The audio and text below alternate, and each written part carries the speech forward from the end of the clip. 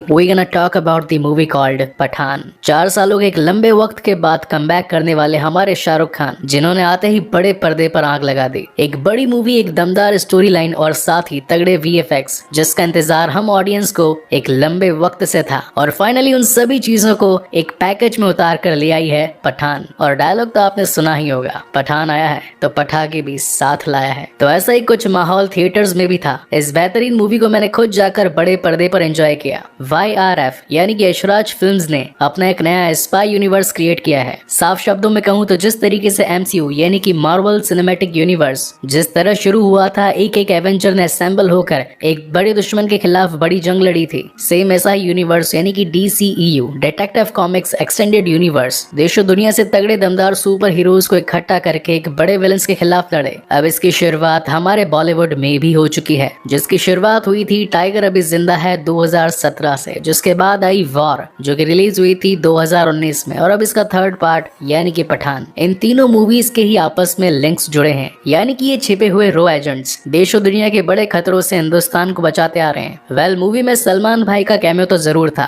और वो पर्सनली मैंने एंजॉय भी किया, मगर ऋतिक का वेट कर रहा था, वो नहीं आए। मगर उनकी कमी आशुतोष राणा यानी कि कर्नल सुनील लूथरा ने जरूर पूरी करी। किंग खान जो कि जाने जाते हैं अपने बेहतरीन लुक्स और ऑन टाइम डायलॉग डिलीवरी के लिए, बस जब भी स्क्रीन पर आते हैं छा जाते हैं। और ऐसी ही कुछ बात पठान मूवी में भी थी। और अब जब इतनी ही तारीफ हो चुकी है, so now without wasting any time चलिए आते हैं इस कहानी की मेन स्टोरी लाइन की तरफ। वक्त दिखाया गया है 5 अगस्त 2019 का। जगह है पाकिस्तान। यहाँ के जनरल अपना रूटीन चेकअप करवाने के लिए जब हॉस्पिटल पहुंचे तो डॉक्टर ने बताया कि आपको कैंसर है और आपके पास सिर्फ 3 सालों का वक्त है। उसी वक्त टीवी पर एक न्यूज आ रही थी कि हिंदुस्तान में आर्टिकल 370 को कैंसिल कर दिया गया है। डॉक्टर का कहना था कि ये तो सरासर पागलपन है, जबकि जनरल का कहना था कि अब जंग होगी। हिंदुस्तान ने खुद अपने पैरों पर कुल्हाड़ी मार दी है। जिसके बाद वो कॉल लगाते हैं एक थर्ड पार्टी कॉन्ट्रैक्टर को, जो कि है एक टेररिस्ट ऑर्गेनाइजेशन जिसका नाम है आउटफिट एक्स। ये सिर्फ पैसों के लिए काम करती है। लीडिंग बाय जॉन अब्राहम यानी कि जिम। जनरल का जिम से कहना था कि मुझे हिंदुस्तान का सर्वनाश चाहिए, जिस पर जिम ने रिप्लाई करता है कि आपका काम हो जाएगा मगर थोड़ा वक्त लगेगा।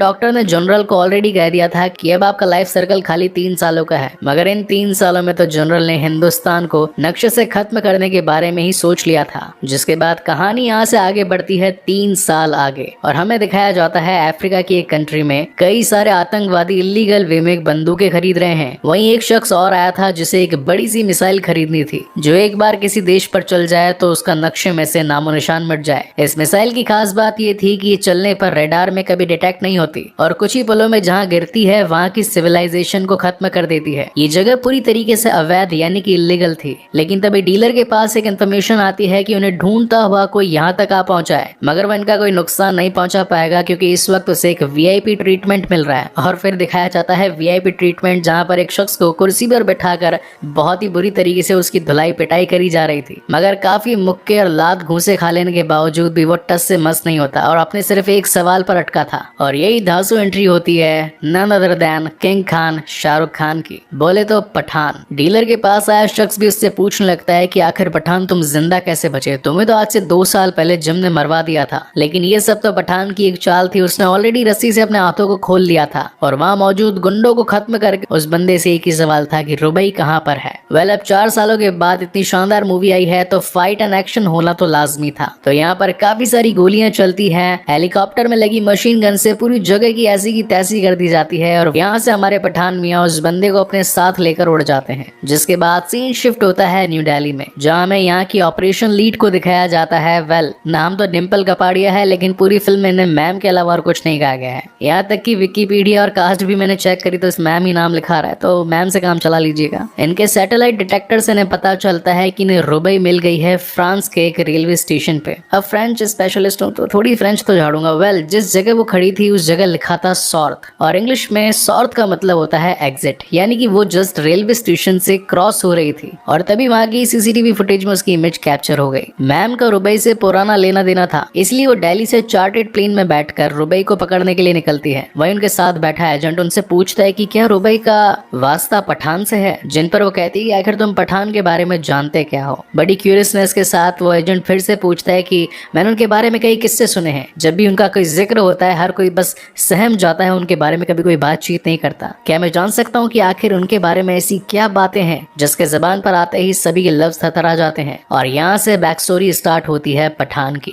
म्यांमार के एक सीक्रेट ऑपरेशन में अकेले पठान ने पूरी फैमिली को अपनी जान पर खेलकर बचाया, मगर इसमें वो बहुत ही ज्यादा इंजर्ड हो गया था, इसीलिए उसे दिल्ली की सीक्रेट हॉस्पिटैलिटी में रखा गया था। और जब हमारी डिम्पल जी उनसे मुलाकात करने के लिए गई तो वहाँ पता चला कि उन्होंने तो अपनी बॉडी को पूरी तरीके से रिकवर कर लिया है और बहुत ही जल्दी अपनी बॉडी को पूरा फिट करके एक नए मिशन की ओर लग चुका है, जिसका नाम था जोकर, यानी कि joint operations and covert research. Pathaan का मानना था कि हमारा हिंदुस्तान आए दिन नए नए खतरों से घिरा रहता है। इसी के साथ हमारे कुछ ऐसे जवान भी हैं जिन्हें की अंडर एस्टिमेट किया गया है। अगर मैं उन सभी की टीम बना लूं तो हम सभी सीक्रेटली उन सभी का खात्मा कर पाएंगे। मगर कपाड़िया जी का कहना था कि इस काम के लिए मुझे न जाने कितनी सारी परमिशंस की जरूरत पड़ेगी, क्या तुम इस बारे में सोच भी सकते हो? और वैसे भी अब तो उनके रिटायरमेंट के दिन आ चुके थे, लेकिन पठान कहता है कि देश के लिए करना एक सैनिक का असली कर्तव्य होता है। और फाइनली कपाड़िया जी मान जाती हैं, जिसके बाद हमें वहाँ की एक सीक्रेट फैसिलिटी दिखाई जाती है जिसमें जोकर टीम को असेंबल किया जाता है। वहीं पर एंट्री होती है आशुतोष राणा जी की, यानी कि वॉर मूवी से सुनील लूथरा जी की। उनका मानना था कि ये टीम वेस्ट ऑफ टाइम है, ये सिर्फ अंडों से निकले छिलके हैं, इन्हें तो अभी तक ये भी नहीं पता कि असली मिशन में किन किन प्रॉब्लम्स का सामना करना पड़ता है। जबकि पठान और उसकी टीम उन्हें विश्वास दिलाती है कि हम जिस काम के लिए निकले हैं उस काम से सिर्फ और सिर्फ देश की भलाई ही होगी। हमारे गुप्त सूत्रों के अकॉर्डिंग हमें ये पता चला है कि दुबई में प्रेसिडेंट की एक स्पीच होने वाली है जहाँ पर हमारे देश के कुछ साइंटिस्ट भी आने वाले हैं, मगर उनकी जान को खतरा है। तो मैं चाहता हूँ कि आप पुलिस एक्टिविटी को और ज्यादा अलर्ट कर दीजिए और मैं और मेरी टीम बाकी आने वाले खतरों को संभाल लेगी। और फिर हाई बजट वाली मूवी के हाई बजट प्लेसेस को दिखाया जाता है, यानी कि दुबई की शूटिंग, बड़ी बढ़िया गाड़ियां, लंबी बिल्डिंग्स और काफी सारी पुलिस सिक्योरिटी के बीच से गुजरते हुए हमारे प्रेसिडेंट। लेकिन तभी पठान को क्लिक होता है कि ये सब कुछ हमारा ध्यान भटकाने के लिए था। उन टेररिस्ट ऑर्गेनाइजेशन का मेन एम प्रेसिडेंट को नुकसान पहुंचाना नहीं, बल्कि उन दो साइंटिस्ट को वहां से ले जाना है। जब तक ये बात पुलिस तक स्प्रेड होती और सभी अपने पोजीशन को ले पाते, मगर तब तक दूसरी तरफ जॉन अब्राहम और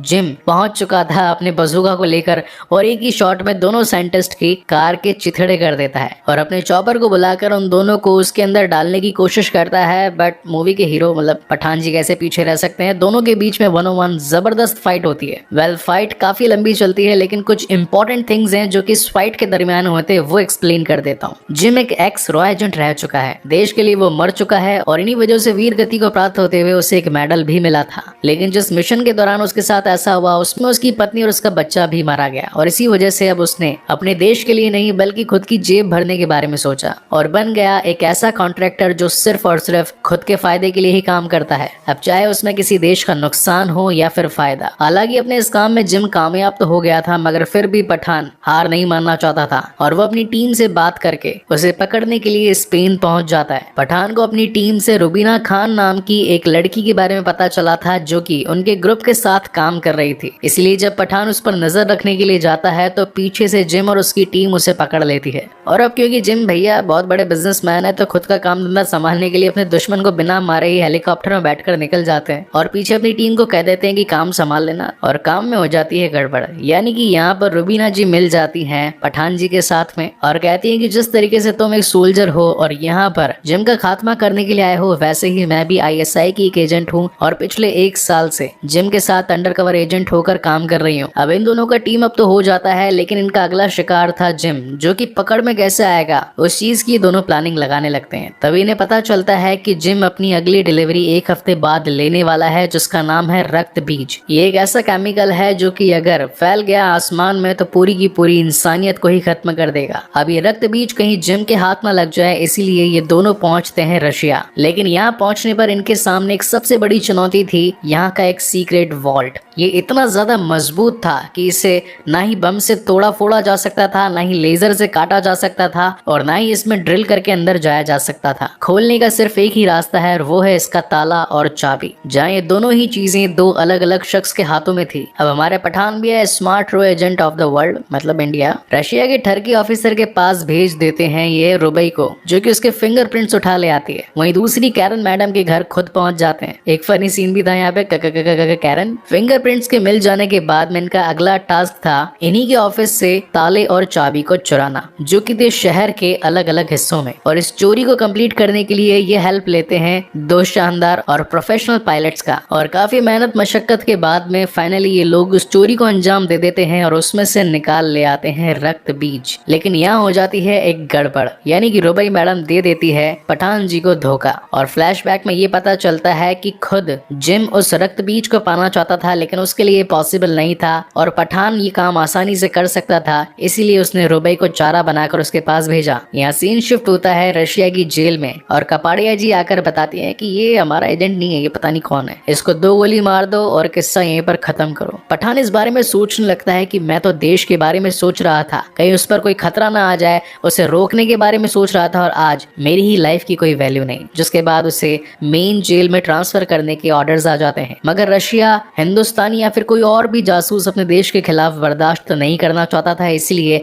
ट्रेन में जाते जाते उस पर कई सारे गुंडों के हमले करवा दिए जाते हैं। पठान जी खूब धुलते हैं। फिर आता है एक दमदार कैमियो, बोले तो सलमान भाई। अब 2 बड़े सुपर हीरो हैं तो सुपर फाइट होनी तो बनती है। 15-20 मिनट लंबी CGI वाली फाइट चलती है और यहाँ से हम ऑडियंस को पता चलता है कि ये है टाइगर अभी जिंदा है कि मेन लीड टाइगर, जो कि फाइट को खत्म करने के बाद सबको फोड़ फाड़ देने के बाद में जाते जाते पठान जी से कहकर जाते हैं कि मरना मत, मेरा एक और बड़ा मिशन है, वहाँ तेरी जरूरत पड़ेगी तो आना जरूर। एक पेन किलर खुद खाते हैं, एक पठान जी को देखकर वहाँ से निकल लेते हैं। कहानी वापस से इंडिया में आती है और यहाँ पर डिम्पल कपाड़िया जी पहुंच चुकी होती है पठान के पास में रुबई का फोटो लेकर और बताती है कि हमने इसे फ्रांस में डिटेक्ट किया है। अब पठान जी को तो ऑलरेडी रुबई पर गुस्सा था, तो वो पहुंच जाते हैं सीधा फ्रांस और वहां पहुंचकर उसे गन पॉइंट कर लेते हैं, जहां पर रुबीना खान का कन्फेशन स्टार्ट होता है। बेसिकली उसके मन में उसकी देशभक्ति जाग चुकी थी। जिम जिस काम के लिए उस रक्त बीज का इस्तेमाल करने वाला था, उससे कई सारे मासूमों की जान जाने वाली थी और ये बात पहले रुबई को नहीं पता थी। और जब उसे बात पता चली तो उसका मन बदल गया और फाइनली उसने पठान के साथ टीम अप कर लिया। इस बीच हमें इन दोनों एजेंट्स की एक बैक स्टोरी भी दिखाई जाती है, जहां पठान बताता है कि आज से कई सालों पहले अफगानिस्तान में एक टेररिस्ट को मारने के लिए उसके मोबाइल में GPS लोकेशन को लॉक कर दिया गया और एक मिसाइल को छोड़ दिया गया। लेकिन बाद में पता चला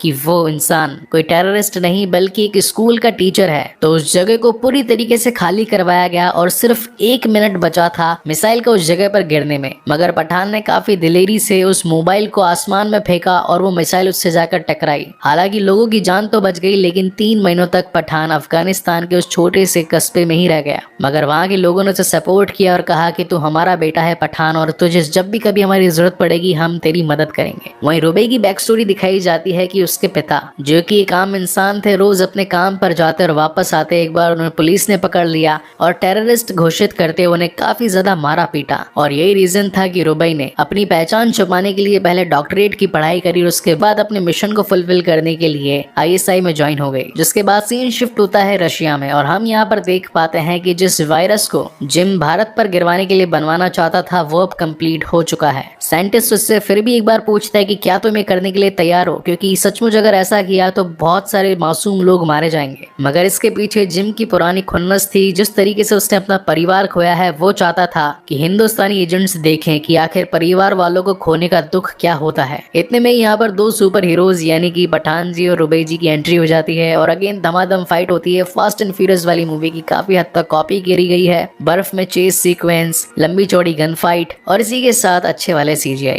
पूरी लड़ाई का कंक्लूजन ये निकलता है कि उसके पास में 2 ऑर्ब्स थे। ऑर्ब यानी कि जिसके अंदर वायरस भरा होता है, गोले। एक तो जिम भैया यानी कि जॉन इब्राहिम ले जाते हैं और दूसरे पठान जी के पास में आ जाते हैं। और जब पठान जी लैब में उस ऑर्ब को खुलवा कर ये चेक करवाते हैं कि आखिर वायरस को किस तरीके से डिसलोकेट किया जाए, तो पता चलता है कि उस गोले में तो सिर्फ और सिर्फ पानी भरा था। इतने में ही यहाँ पर जिम भैया का वीडियो कॉल आता है और वो बताता है कि इस ऑर्ब को टोटल 3 लेयर्स में बनाया गया था। नंबर 1 लेयर को क्रैक करते ही नैनो पार्टिकल्स में ये वायरस था, जो कि इस ऑर्ब के खुलते ही वहाँ के एनवायरनमेंट में फैल गया। नंबर 2 पर एक ओपन एयर वैक्यूम था, जो कि इसे दूर तक स्प्रेड करने में मदद करता है। और नंबर 3 पर सिर्फ और सिर्फ पानी था, ताकि जब आप मरो तो इस पानी को पीकर मर जाना। इसी के साथ जिम उस वायरस के फैल जाने के बाद में इंसान के शरीर में होने वाले दर्द को भी मापता है। यानी कि अगर पेन को स्केल किया जाए 0 से लेके 10 तक, तो इस वायरस को अगर शरीर में इंजेक्ट कर दिया जाए तो उस इंसान को स्केल 13 या 14 का पेन होगा। उन सभी साइंटिस्ट में मैम यानी कि डिम्पल जी भी शामिल थी और धीरे धीरे करके उनके सूट्स उनकी बॉडी पर भी उस वायरस का इफेक्ट होने लगा था। रक्त बीज से निकले इस वायरस का नाम था स्मॉल पॉक्स। हालांकि काफी सालों पहले फैले इस बड़ी सी महामारी ने हजारों करोड़ों लोगों की लाशें बिछा दी थी, मगर अब हर देश के पास में इस स्मॉल पॉक्स का इलाज था। लेकिन जिम भैया इतने बुद्धू थोड़ी नहीं थे। पिछले 2 साल से उन्होंने जिस साइंटिस्ट को इस काम पर लगा रखा था उसका काम था इस वायरस को म्यूटेट करना। ये वायरस जहाँ पर भी गिरता सिर्फ 3 घंटों में ही अपने पेशेंट को इन्फेक्ट करके उसकी जान ले लेता। यानी कि अगर ये किसी शहर में गिरा और कोई इंसान अगर उस शहर से 3 घंटे से पहले बाहर नहीं निकल पाया तो यानी कि वो बीमारी उस पूरे शहर को खत्म कर देगी। और अब क्योंकि इस लैब के इस बड़े से ग्लास कंटेनर में ही ये वायरस अवेलेबल था तो यहाँ के साइंटिस्ट अपने आप को कुर्बान कर देने के लिए तैयार थे ताकि ये वायरस और बाकी जगह फैलकर बाकी लोगों को इन्फेक्ट ना करे। और यहाँ से आती है कहानी प्रेजेंट टाइम में, यानी कि जिस शख्स को पठान शुरुआत में हेलीकॉप्टर से लेकर भागा था उसकी धुलाई पिटाई करी जाती है और पूछा जाता है कि अब बता जिम अपने वायरस और मिसाइल का इस्तेमाल कौन से देश पे कौन सी जगह पर करने वाला है। हालांकि बंदे को ये तो नहीं पता था कि वो मिसाइल किस जगह पर गिरने वाली है, मगर उसे ये पता था कि उसे लॉन्च कहां से करने वाले हैं। वो जगह थी अफगानिस्तान। इसीलिए पठान मियां अपनी टीम के साथ पहुंच जाते हैं अफगानिस्तान बड़ी ही शानदार एंट्री के साथ। बेसिकली इस वक्त लाहौर के कमांडर जिन्होंने आज से 3 साल पहले हिंदुस्तान को खत्म करने का सौदा किया था वो आज अपनी डिलीवरी लेने के लिए आए थे इस रक्त बीज वायरस की। लेकिन इस वायरस के कुछ इन्फेक्टेड मरीज अफगानिस्तान के एक छोटे से शहर में मिले तो जनरल कमांडर गुस्सा हो गए कि तुमने तो कहा था कि ये सिर्फ मुझे मिलेगा, तो आखिर ये कोई और यूज कैसे कर सकता है। तो जिम भैया अपने कुछ सैनिक वहां पर भिजवाते हैं, चेक करवाते हैं कि भाई क्या दिक्कत हो गई, मेरे यूज करने से पहले वायरस किसने यूज कर लिया। लेकिन ये सब कुछ पठान की एक चाल थी। ये वो शहर था जिसकी उसने आज से कई सालों पहले मदद करी थी। ये लोग उसके परिवार थे और इन्हीं सभी बातों का फायदा उठाकर पठान मियां ने उन आने वाले सैनिकों के कपड़े पहनकर खुद ही जिम को पकड़ लिया। अब एक्शन मूवी है तो अगेन धुलाई पिटाई, और इस बार तो दीपिका पादुकोण यानी कि रुबई जी भी कैसे पीछे रह सकती थी, तो केजीएफ के रॉकी बनकर बड़ी वाली मशीन गन को उठाकर धड़ धड़ धड़ धड़ करके पूरी जगह की ऐसी की तैसी कर देती है। लेकिन जिम मॉरिसन मतलब जॉन इब्राहिम, उनके गेम के अगले पत्ते क्या होने वाले हैं ये किसी को भी पता नहीं होता था। इस वक्त जो सबसे बड़ा वायरस था वो उस मिसाइल में था ही नहीं। जिम ने उस वायरस को ऑलरेडी दिल्ली जाने वाली एक फ्लाइट में छिपा दिया था और उस वायरस का रिमोट कंट्रोल अपने कंधे पर लगा लिया था। अब जहां एक तरफ पठान की टीम उस बड़ी सी मिसाइल को रोकने की कोशिश कर रही थी, वहीं दूसरी ओर पठान यहाँ पर जिम का सामना कर रहा था। दोनों के बीच वापस से मस्त फाइट होती है। मीनवाइल दिल्ली में लैंड होने वाली फ्लाइट आने वाली थी और वक्त बचा था सिर्फ 2 सेकंड, यानी कि अगर टाइम खत्म तो वायरस पूरे के पूरे प्लेन में फैल जाता और जिन लोगों में फैलता वो आकर बाकी लोगों को भी इन्फेक्टेड कर देते, जिससे पूरा का पूरा शहर कुछ ही घंटों में खत्म हो जाता। अब जैसे कि एंड गेम में डॉक्टर स्ट्रेंज टोनी स्टार को कहते हैं कि यही आखिरी मौका है, तो वैसे ही लूथर जी हमारे पठान को कहते हैं कि यही आखिरी मौका है, तो वो भी बिल्कुल चक्कू की नोक पर घुस जाते हैं और उस बटन को दबाने से पहले ही रोक देते हैं। और इसी के साथ एक बड़ा हादसा टल जाता है, यानी कि जो लोग उस वायरस से इन्फेक्ट होने वाले थे उन सभी की जानें बच जाती है और पठान जी अपना आखिरी दुश्मन को भी खत्म कर देते हैं, मगर जाने से पहले उसकी वीर गति वाला मेडल रख लेते हैं, जिसकी असली हकदार और कोई नहीं बल्कि उनकी मैम डिम्पल कपाड़िया जी थी, जिनका असली नाम या फिर उनकी डेजिग्नेशन पता नहीं चली मूवी में। अगर आप लोगों को पता चली हो तो प्लीज कमेंट सेक्शन में जरूर बताइएगा। Well coming back to the main story, Luther ji आते हैं पठान जी के पास में और एकदम बिल्कुल एवेंजर असेंबल वाली स्पीच देते हैं कि हमें वापस से टाइगर और कबीर को इस गैंग में लाना पड़ेगा और देशों दुनिया से हमारे भारत को बचाना पड़ेगा, जिसमें तुम सभी की हेल्प लगेगी। और इसी तगड़े सस्पेंस के साथ ये शानदार कहानी यहीं पर खत्म होती है। वेल इस मूवी का एक पोस्ट क्रेडिट सीन भी है जहां पर हम टाइगर और पठान को देख पाते हैं, जो कि इंटरनली इस बॉलीवुड के फ्यूचर के बारे में बात कर रहे थे कि यार 30 साल हो गए काम करते हुए, आखिर कौन संभालेगा, लेकिन देश हमारा है तो हमें तो संभालना ही पड़ेगा। पब्लिक के लिए ये सिर्फ एक मूवी फिगर के बारे में बातें हो रही थी कि एक रॉ एजेंट है तो देश को कैसे बचाएंगे, लेकिन यहाँ पर इंटरनली एक बीइंग ए एक्टर इस बॉलीवुड में एक्टिंग करने वाले सभी हीरोज के बारे में बातें हो रही थी। अगर हम नहीं करेंगे तो और कौन करेगा। हालांकि मैं ऐसे एक पॉजिटिव वे में लूंगा क्योंकि सचमुच ऐसे बेहतरीन कलाकार अभी इस इंडस्ट्री में कम ही बचे।